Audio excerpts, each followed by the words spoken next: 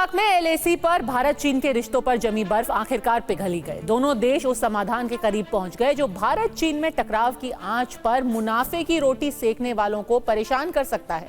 दरअसल भारत और चीन ने वास्तविक नियंत्रण रेखा यानी कि LAC line of actual control पर 2020 से पहले की तरह पेट्रोलिंग का फैसला ले लिया है। जाहिर है ये एक बहुत बड़ी और भारत के लिए बहुत अच्छी खबर है, क्योंकि प्रधानमंत्री नरेंद्र मोदी कल रूस के कजान जाने वाले हैं, जहां ब्रिक्स समिट में वो शामिल होंगे। उनके साथ इस सम्मेलन में चीन के राष्ट्रपति शी जिनपिंग भी होंगे। कई लोग ये कयास लगा रहे हैं कि इस दौरान दोनों नेताओं में द्विपक्षीय बातचीत भी हो सकती है, जिसका स्टेज भी एलएसी पर इस नए समझौते से करीब करीब तैयार हो चुका है। और ये मंच तैयार हुआ है भारत और चीन के बीच सबसे नए समझौते से।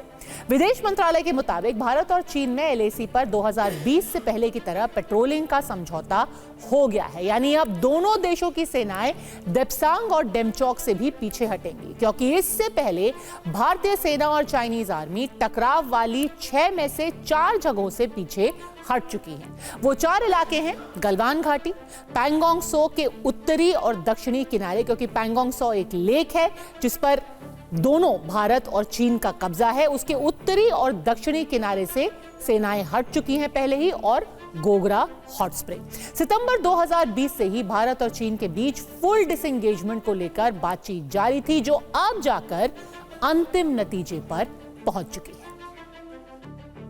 Over the last several weeks, Indian and Chinese diplomatic and military negotiators have been in close contact with each other in a variety of forums, and as a result of these discussions, agreement has been arrived at on patrolling arrangements along the line of actual control in the India-China border areas, leading to disengagement and a resolution of the issues that had arisen in these areas in 2020, and we will be taking the next steps on this. आपको 2020 का वो मंजर याद है जब 15 जून को भारत और चीन की सेना में खूनी झड़प हुई थी। किसी तरह की गोलीबारी तो दोनों ही तरफ से नहीं हुई, लेकिन दोनों देशों के सैनिकों में जमकर हाथापाई हुई। नतीजा ये हुआ कि हमारे एक कर्नल समेत 20 सैनिक शहीद हो गए।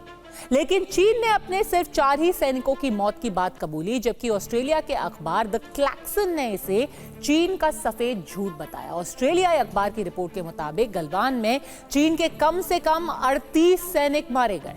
जून 2020 में गलवान में भारत और चीन के बीच हुई झड़प 1962 के युद्ध के बाद सबसे बड़ा टकराव था। इसके बाद दोनों देशों के रिश्तों में तनाव बेहद बढ़ गया। दोनों ही तरफ से इस इलाके में 50 से 60 हजार सैनिक आमने सामने आ गए। जाहिर है यह तनाव किसी भी देश के हित में नहीं था। ऐसे में वक्त की नजाकत को समझते हुए भारत और चीन ने झड़प के करीब 3 महीने बाद बातचीत की शुरुआत की।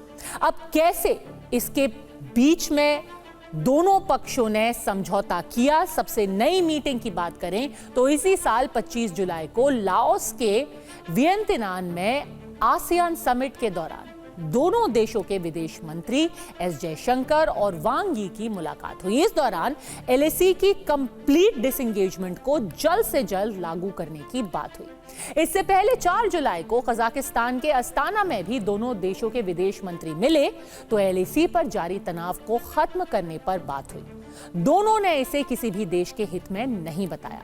गलवान झड़प के बाद अब तक working mechanism for consultation and coordination on India China border affairs यानी कि WMCC की 31 दौर की बात हो चुकी है, तो कोर कमांडर लेवल की 21 राउंड की बैठकें भी हो चुकी हैं। दोनों देशों के नेतृत्व ने समझदारी दिखाई, सब्र रखा। इतनी लंबी बातचीत लगातार पर्दे के पीछे चलती रही। कई लोग ये भी थे जो कि ताना मार रहे थे, कह रहे थे कि कब लाल आंख दिखाई जाएगी, चीन हमारी जमीन पर कब्जा करके बैठा है।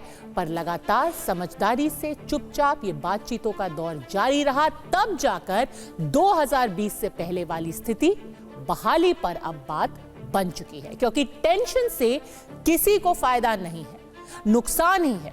भारत के प्रधानमंत्री अक्सर कहते हैं कि ये युग युद्ध का नहीं बुद्ध का है, जो शायद अब जाकर चीन को समझ में आया है।